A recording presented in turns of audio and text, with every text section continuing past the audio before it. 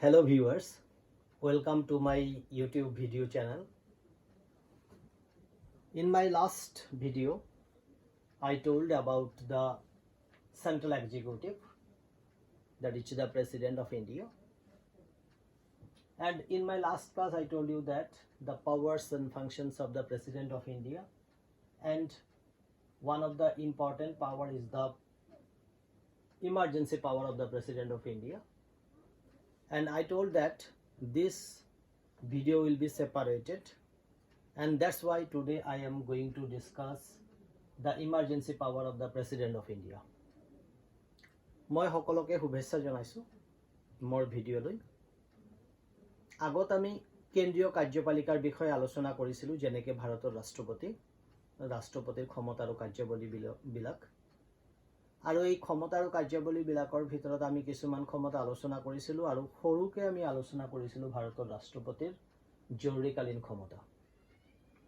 এই জৰুৰীকালীন ক্ষমতা আমি বহলাই আলোচনা কৰিম বুলি কৈছিলো নেক্সট ভিডিঅ'ত, সেইকাৰণে আজি আমি আলোচনা কৰি আছো ভাৰতৰ ৰাষ্ট্ৰপতিৰ জৰুৰীকালীন ক্ষমতা বা জৰুৰী ক্ষমতা। This course is related to BA 4th Sem General and BA 2nd Sem GE and DSC CBCS system.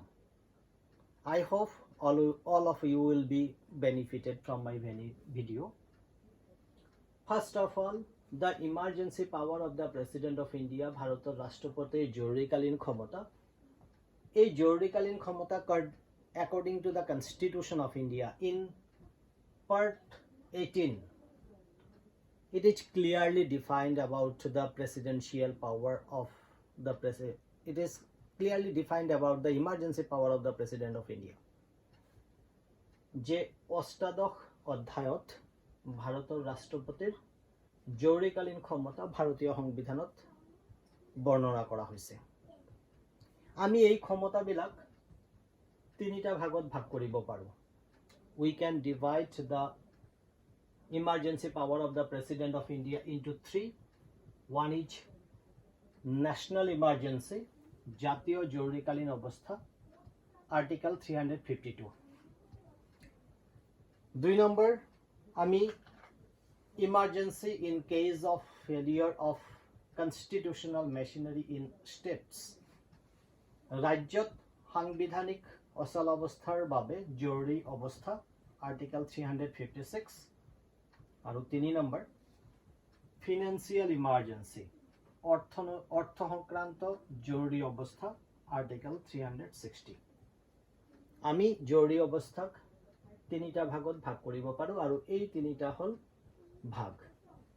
এতিয়া প্ৰথমত আমি আলোচনা কৰিম যে ন্যাশনাল ইমাৰ্জেন্সি, জাতীয় জৰুৰীকালীন অৱস্থা। উই উইল ডিছকাছ ফাৰ্ষ্ট।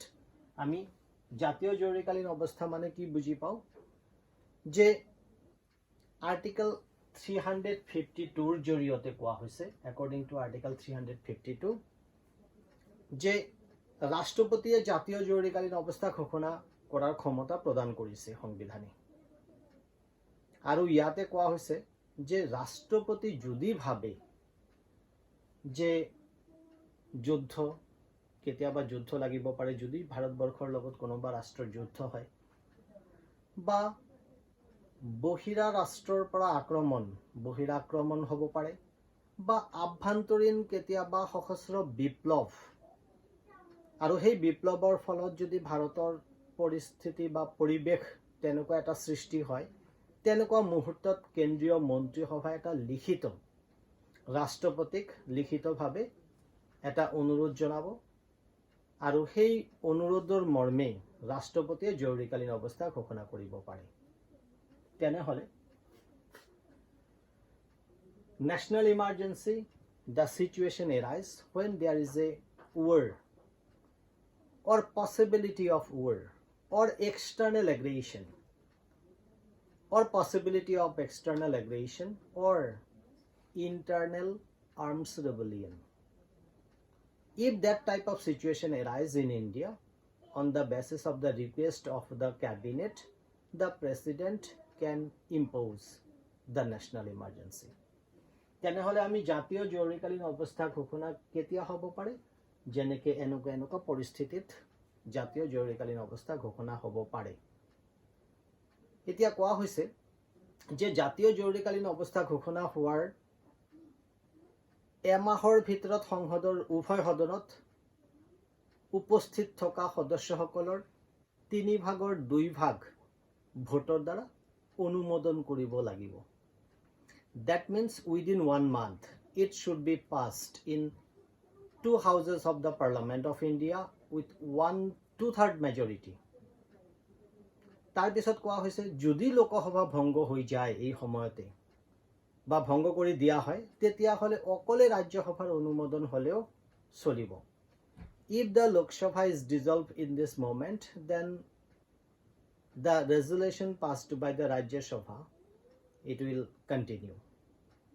এতিয়া আমি আলোচনা কৰিম যে জাতীয় জৰুৰীকালীন অৱস্থা হলে কি কি ইফেক্ট হ'ব পাৰে। What are the effects by the imposition of the national emergency?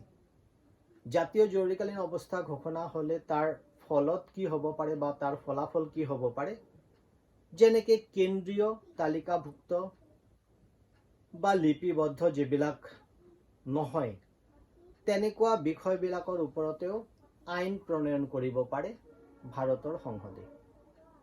অৰ্থাৎ সংসদে এই বিষয়ত ৰাজ্যিক তালিকাভুক্ত বিষয়বিলাকৰ ওপৰতেও আইন প্ৰণয়ন কৰিব পাৰিব। মানে কোৱা হৈছে so here the effect of the national emergency, the parliament have the power to impose the items which are enlisted in the state list. That means the items where are listed as a state list on that item, thus the union parliament can pass the law. That is number 1. 2 নম্বৰত কোৱা হৈছে যে যিকোনো বিষয়ত ৰাজ্যসমূহক নিৰ্দেশো দিব পাৰে। At any moment the central government can give the direction to the state governments. ৰাজ্য চৰকাৰবিলাকক নিৰ্দেশ দিব পাৰে। আৰু কোৱা হৈছে যে ৰাষ্ট্ৰপতিয়ে নিৰ্দেশ দি পেলাই যেনেকে কেন্দ্ৰ আৰু ৰাজ্যৰ মাজত যিবিলাক ৰাজস্ব ভগোৱাৰ সাংবিধানিক ব্যৱস্থা তাৰ পৰিৱৰ্তন কৰিব পাৰে। With a direction by the President of India about the distribution of revenue between the central government and the state government can be changed by the President.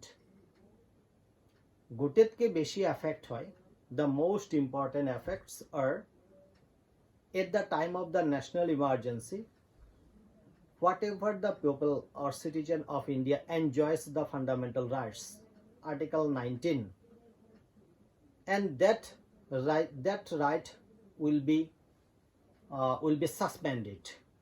তার মানে কোৱা হৈছে যেতিয়া জৰুৰীকালীন অৱস্থা ঘোষণা কৰা হয় তেতিয়া আমাৰ সংবিধানৰ মৌলিক অধিকাৰৰ 19 নম্বৰ যিটো অধিকাৰ প্ৰদান কৰা হৈছে সেই অধিকাৰবিলাক স্থগিত কৰিব পাৰে। তাৰ বাহিৰেও except Article 20 and 21, all the fundamental rights can be suspended at the time of the national emergency. জাতীয় জৰুৰীকালীন অৱস্থা ঘোষণা হোৱাৰ পিছত আৰ্টিকেল 20 আৰু 21ৰ বাহিৰে যিমান আৰ্টিকেল আছে সেইবিলাক মানে যিমান আৰ্টিকেল মিন্স আমাৰ মৌলিক অধিকাৰবিলাক সাময়িকভাৱে স্থগিত বা প্ৰত্যাহাৰ কৰিব পাৰে। এতিয়া লোকসভা আৰু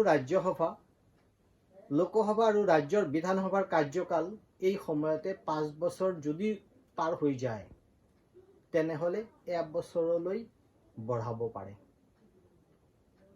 আৰু কোৱা হৈছে যে কেন্দ্ৰীয় চৰকাৰ আৰু ইয়াৰ কৰ্মচাৰীসকলৰ ক্ষমতাও বৃদ্ধি কৰিব পাৰে। Here the term of the state legislature and term of the Lok Sabha can be extended till 1 year. এবছৰলৈকে বৃদ্ধি কৰিব পাৰে and the powers of the central government's employee and the state government's employee can be extended.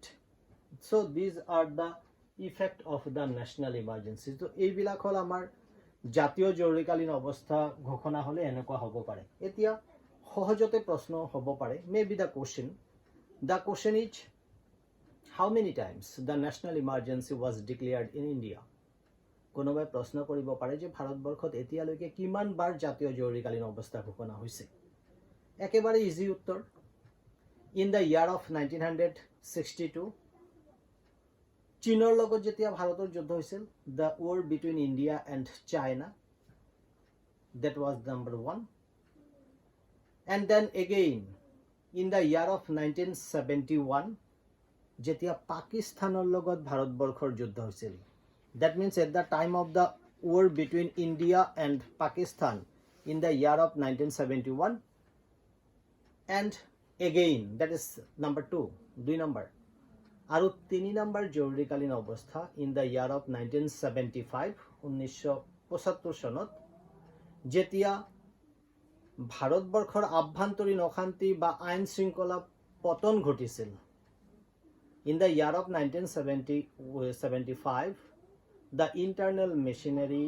was dissolved law and order situation was very bad at that time the national emergency was declared by the Indira Gandhi so national emergency 3 times it was declared now we are going to discuss about the emergency in case of the failure of constitutional machinery in states ৰাজ্যত সাংবিধানিক অচল অৱস্থাৰ বাবে জৰুৰী অৱস্থা ঘোষণা এতিয়া কেনেকুৱা পৰিস্থিতি মানে ৰাজ্যিক জৰুৰীকালীন অৱস্থা you can say it clearly that the emergency power or emergency imposed for the state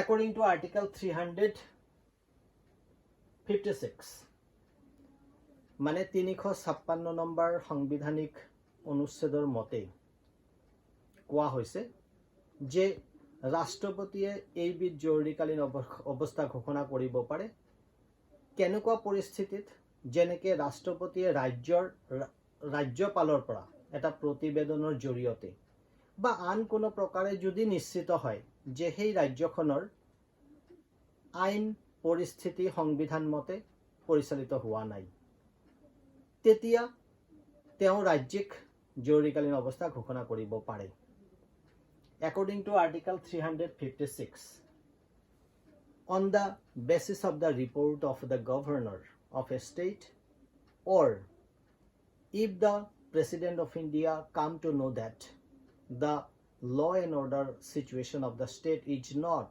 maintaining according to the constitution at that time the president of India can impose the emergency power of a particular state মানে যেতিয়া তেনেকুৱা পৰিস্থিতিৰ উদ্ভৱ হয় যেনেকে গভৰ্ণৰৰ ৰিপৰ্টৰ ওপৰত ভিত্তি কৰি পেলাই বা কেতিয়াবা ৰাষ্ট্ৰপতিয়ে যদি ভাবে যে বেলেগ সোৰ্সৰ পৰা যদি গম পায় যে সেই ৰাজ্যত সাংবিধানিকভাৱে পৰিস্থিতি নিয়ন্ত্ৰণ কৰিব পৰা নাই তেনেকুৱা পৰিস্থিতিৰ সৃষ্টি হলে ৰাজ্যখনত জৰুৰীকালীন অৱস্থা ঘোষণা কৰিব পাৰে তো ইয়াতে কোৱা হৈছে যে এনেকুৱা ধৰণৰ জৰুৰী অৱস্থা ঘোষণা হোৱাৰ 2 মাহৰ ভিতৰত সংসদৰ উভয় সদনত ইয়াক অনুমোদন কৰিব লাগিব তাৰ মানে কোৱা হৈছে it should be passed by the both houses of the Parliament of India within 2 months or from the date of the implements of the state emergency তো প্ৰতি 6 মাহৰ মুৰে মুৰে সংসদৰ দ্বাৰা অনুমোদন কৰাই ল'ব লাগিব ৰাজ্যত এনেকুৱা জৰুৰীকালীন অৱস্থা ঘোষণা কৰিবলৈ হলে বা ইয়াৰ যেটো সৰ্বসীমা 3 বছৰলৈ থাকিব পাৰে that means here the emergency power when it is declared for a particular state it should be passed by the both houses of the parliament within 2 months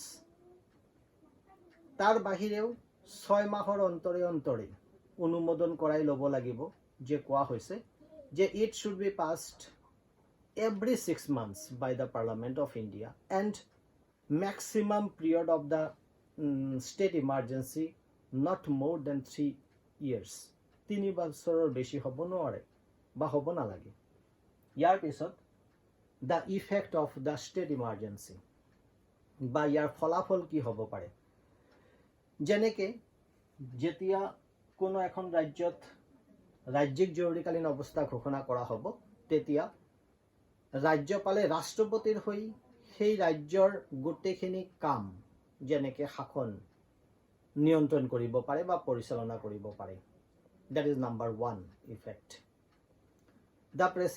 the governor of that particular state maintain rules and regulation or rule the state in the name of the president of India that number 2 ৰাজ্যৰ বিধানসভা ভংগ কৰি দিব পাৰে বা ইয়াক নিলম্বন কৰিব পাৰে the state legislative assembly can be dissolved or can be suspended that is number 2 effect 3 number effect হল ৰাজ্যৰ মন্ত্ৰীসভাৰ জৰুৰী অৱস্থা ঘোষণা হোৱাৰ লগে লগে ভাঙি দিয়া হয় the cabinet should be dissolved 4 নম্বৰত কোৱা হৈছে ৰাষ্ট্ৰপতিয়ে কোনো ৰাজ্য চৰকাৰৰ সকলো বা কোনো কাম বা ৰাজ্যপালৰ ক্ষমতাৰ নিজৰ হাতত লৈ আনিব পাৰে মানে কোৱা হৈছে যে ৰাষ্ট্ৰপতিয়ে কোনো ৰাজ্যত এনেকুৱা জৰুৰীকালীন অৱস্থা যদি ঘোষণা কৰে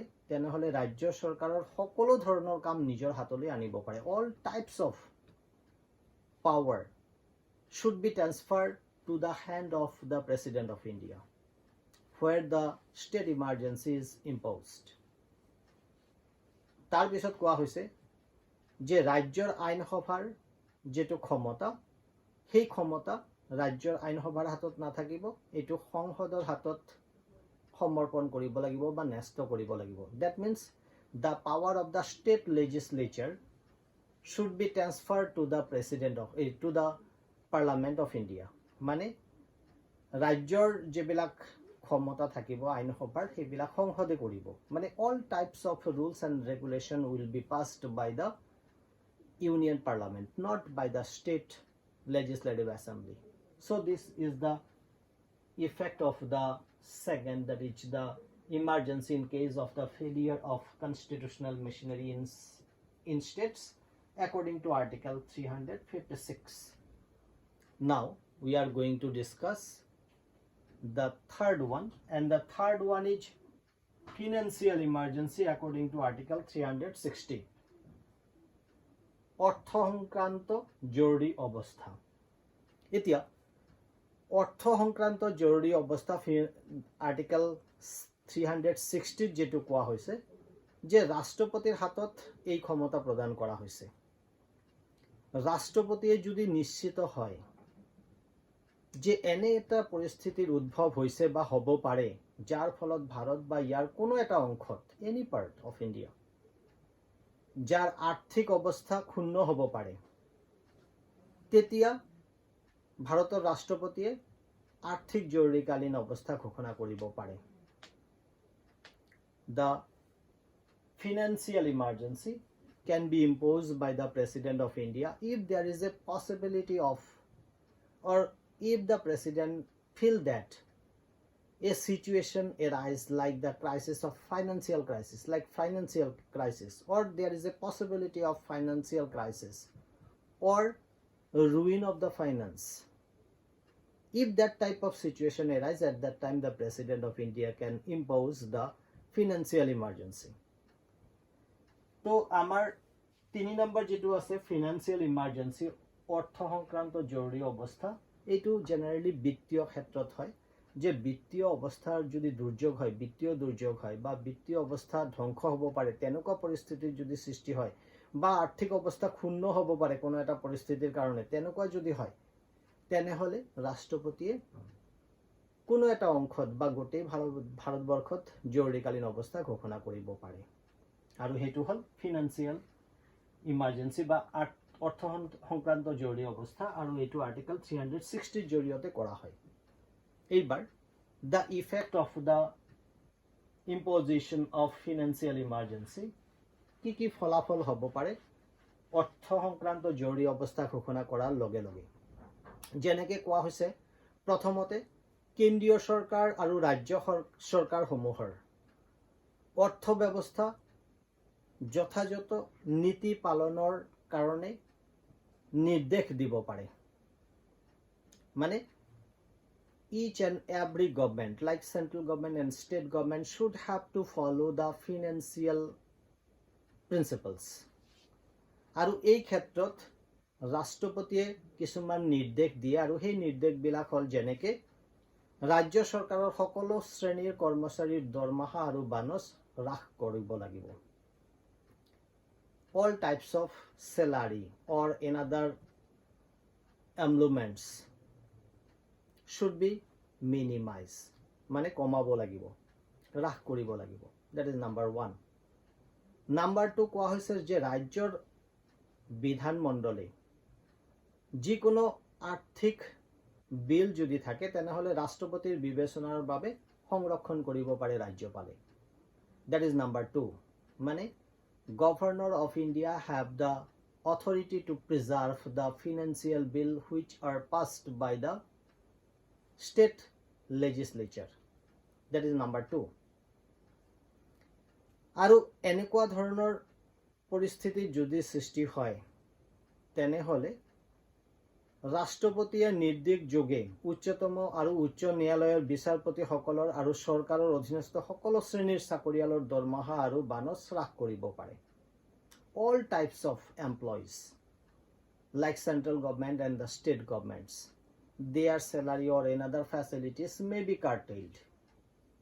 তেনেহলে যেহেতু বিত্তৰ লগত though it is related with the financial issue and that's why here effect is on finance. মানে সৰকাৰে কেনেকে খৰচ কমাব পাৰে যেনেকে কেন্দ্ৰীয় সৰকাৰ ৰাজ্য সৰকাৰৰ যিমান কৰ্মচাৰী আছে তেওঁলোকৰ দৰমহা বা তেওঁলোকৰ আনান সুবিধাবিলাক কেনেকে কমাই দিব পাৰে তাৰ ওপৰত গুৰুত্ব প্ৰদান কৰা হয়.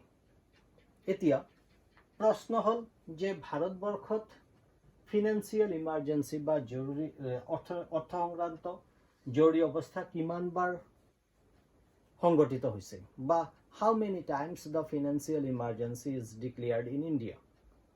If that type of question arises, the answer is no more. That means not a single time. এতিয়ালৈকে ভাৰতবৰ্ষত এবাৰো এনেকুৱা বিত্তীয় জৰুৰীকালীন অৱস্থা ঘোষণা হোৱা নাই. The financial emergency is not yet imposed in India. So from this point of view, we can say that the financial condition or financial system in India is so strong. আমি ক'ব পাৰো যে ভাৰতবৰ্ষৰ এতিয়ালৈকে এবাৰো যেহেতু বিত্তীয় জৰুৰীকালীন অৱস্থা ঘোষণা হোৱা নাই তাৰ কাৰণে ভাৰতৰ বিত্তীয় অৱস্থা এতিয়ালৈকে ঠিকই আছে বুলি আমি ধাৰণা কৰিব পাৰো. তো মই আশা ৰাখিছো যে প্ৰত্যেকে তোমালোকে এই জৰুৰীকালীন অৱস্থাৰ তিনিটা যে ভাগ আমি কৰিছো national emergency, that is constitutional emergency in state, then financial emergency, ইয়াৰ পৰা উপকৃত হবা. I hope all of you will be benefited from my course or from my video and hope we will meet again. Thank you very much.